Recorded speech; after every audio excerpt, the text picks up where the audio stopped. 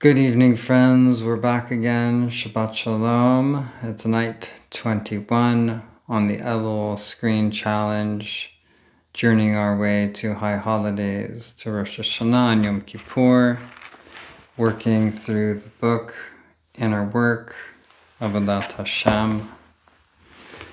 Page 37. The main aspect of our exile is our not being aware of God's love for us. The more we become aware of God's love, the more we come out of the darkness. So the main aspect of our exile, of us being in the exile paradigm, disconnected from God, is our not being aware of God's love for us. The more we become aware of God's love, the more we come out of the darkness and into the light, right? So,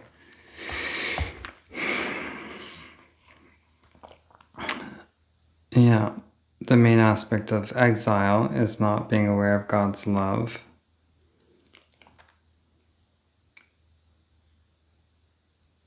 The recognition that at every moment, eternally and unconditionally, God is showering love down upon us.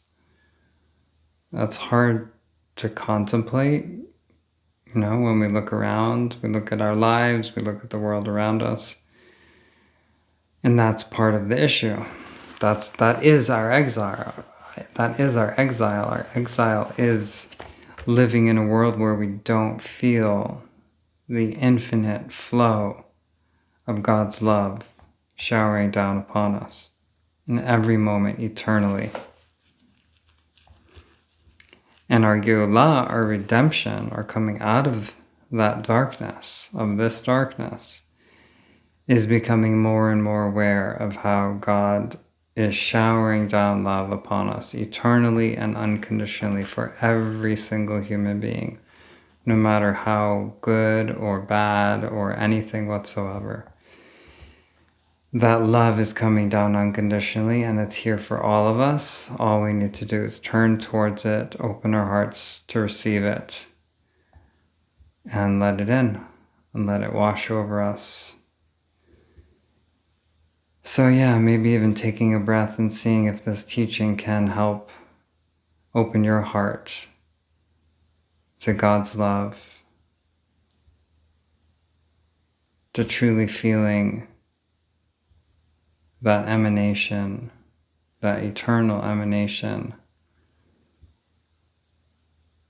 It's just flowing, and it's flowing through the mystery of being here, the mystery of existence itself, the mystery of God's unity, that all is shining with that light. All of this is awesome. It's awe-filled. Everything around you, every moment, every breath is magical. Imagine if we felt that. Imagine if every inhale and exhale we felt was magical. Because we felt more and more here in this mystery of life and love. That is God's love shining down on us.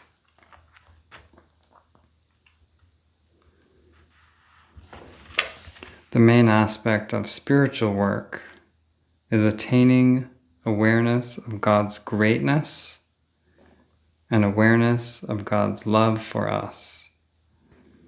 This work is done day by day until God's greatness and love are tangibly felt. Right? So we work through emunah, we work through this embodied faith day by day to get to a place where these concepts that we're speaking about are tangibly felt. And the main aspect, similar to the previous passage, the main aspect of spiritual work is attaining awareness of God's greatness and God's love for us. So God's greatness is the awesomeness, the awe, and the magic and the mystery of existence, of being here, of floating through space on a planet in the vast, vast universe. And here we are, connected to all of that, but it's so vast and far, and we're down here on this tiny little planet, speaking, thinking, trying to heal, trying to awaken. And God's greatness is the mystery of all of this, that we've created the world that we've created, that all of the magical animals and foods and everything that is so amazing and magical about life, and that we are life aware of itself as life, life aware of itself as life, speaking life, life speaking life, connecting to other life, life connecting to the source of life, to the source of all existence. And the main aspect of spiritual work, the Rav is saying, is attaining this awareness of God's greatness and effectively God's love for us. Like that's like a two-step. When we are opening to God's greatness, to the magic and the mystery of this great mystery of life, and how miraculous it is, how miraculous every breath is, every moment is, we then open simultaneously to the awareness of God's love for us, that there's this love that is emanating eternally. And this work is just done day by day with this faith, with this embodied faith, with studying the words of those who are awakened, being in their presence if we merit that. And day by day until these concepts are tangibly experienced, God willing, Bezrat Hashem. It doesn't happen that a person only makes an effort to learn the information in the Torah and then suddenly merits experiencing God. Effort in Torah needs to be with the explicit intention of working to experience God and to attain the desire to give. Once this is attained, however, we see that we had no idea what it is to experience God and what it is to desire to give, right? Right now they're just concepts in our brain. So the Rav is saying it doesn't happen that a person that if a person only makes efforts to learn information in the Torah, they don't suddenly merit to experience God, right? So this is again making a differentiation between learning Torah, learning knowledge, and experiencing God, right? That they're different, they're separate, and then one doesn't necessitate the other, which in a lot of the Orthodox circles, you'll see that Torah study is the highest of the high. It's the most lauded thing possible. You get the most reward from learning Torah. It's the most important thing about being Jewish. And the Rav is saying they don't go together necessarily. That it doesn't just happen that if a person only makes effort in learning Torah and learning information in the Torah, that they suddenly merit to experience God. In fact, it's effort in the Torah, the effort in learning Torah needs to be with the explicit intention of working to experience God. That is the kavanah for learning Torah. If your effort in learning Torah, if your kavanah and intention in learning Torah isn't explicitly working to experience God, and attain the desire to give, then it won't just manifest. You won't just start experiencing God and being coming to that state of being a giver.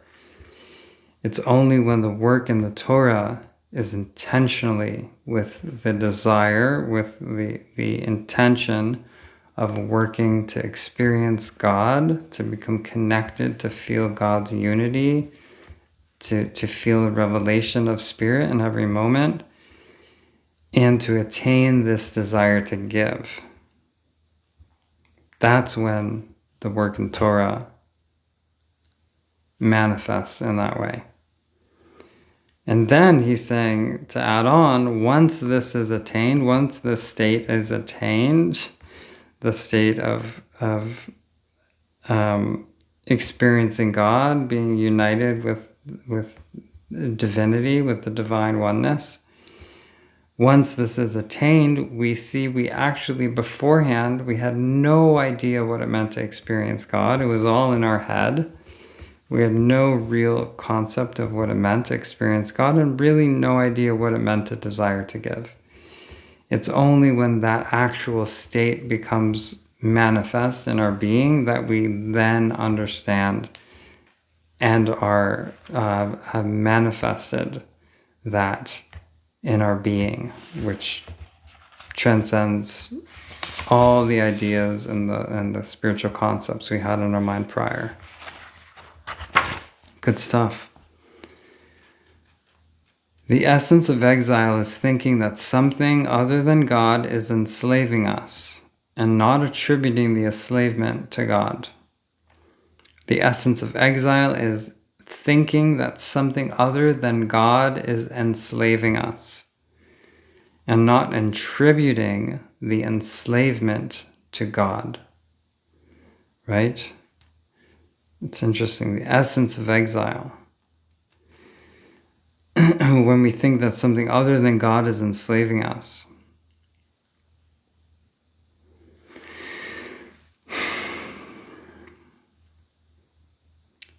And not attributing the enslavement to God, right? So what does it mean that God is enslaving us? It means that when we think that the enslavement is outside of God, it's something other than God, separate from God, we continue to stay in the exile. But actually, once we realize there's nothing that's separate from God, and that includes the enslavement, then that also that retroactively breaks the exile and the enslavement itself. It starts to dissolve that altogether, because then we're already coming into that consciousness that all is divine, that all is from God, that everything is God, and that the enslavement is actually is a part of the divine plan. It's a necessary component to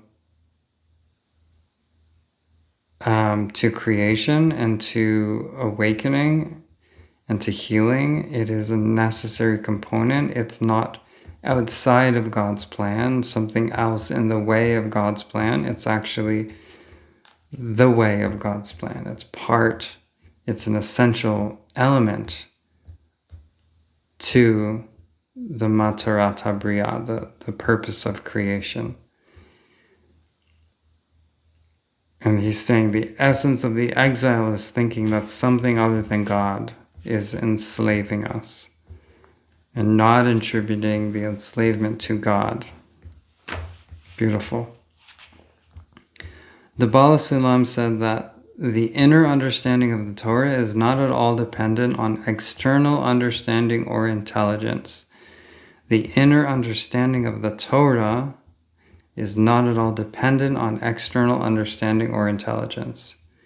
The light of the Torah opens in its true reality only through our spiritual work.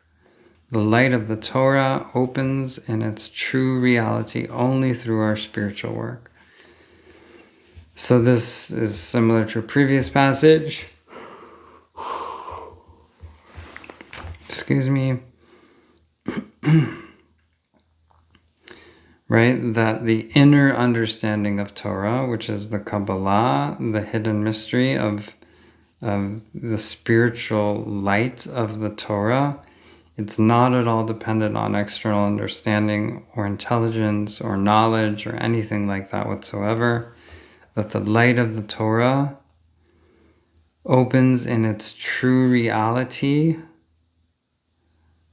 only through our spiritual work, only through our humble spiritual work, not through learning, understanding, intelligence, book smart, only actually through our genuine, authentic spiritual work to become united with the divine, to experience God in all moments and all things, and to become a giver instead of a receiver. Final passage for tonight. Asking God for something is already the answer. The answer is the connection with God. It's a beautiful thing. Very simple. Asking God for something is already the answer, right? Once we already ask God for something, it's already the answer. And the answer is that we're connecting with God. It's the connection with God. So once I reach out my heart and my soul to ask God for something, the answer is already in the question because I am opening myself to connect with Spirit, to connect with the divine. And that is the answer. The answer is the connection. Because the more we're connected to God and to God's plan, and to the unity of the divine, that is the answer. That is the more and more we are clear, the more and more we are full, the more we are clear about what we need, where we are, and what's going on, and what our purpose is.